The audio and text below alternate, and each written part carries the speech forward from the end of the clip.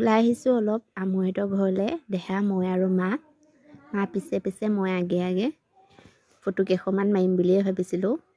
মুখৰ আগৰ লোকেশ্যনটো বহুত ভাল আছিল, সেইকাৰণে ফটোকপি মাক মাৰিবলৈ দিলোঁ। মায়ে ভালকৈ কেমেৰাটো যিহেতু ধৰিব নাজানে আৰু ইফালে মানুহ আহিছে নেকি চাবলগীয়াও হৈ আছে, যিহেতু লাজ লাগে অকণমান ফটো মাৰিবলৈ।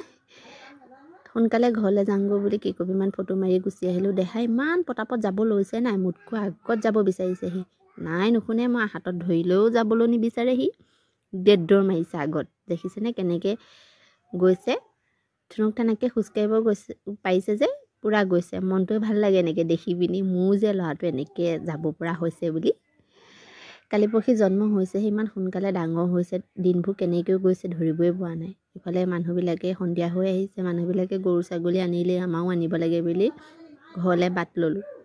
বতৰটো ইমান বেয়াকৈ আহিছে নাই, সম্ভৱ আজি বৰষুণো দিব পাৰে বুলি ভাবি লৰালৰিকৈ কাপোৰ কানি সোমোৱাই গৰুজনীও আনিলে মায়ে, বান্ধি পিনি থলোঁ। আজিলৈ ইমানতে, বাই বাই।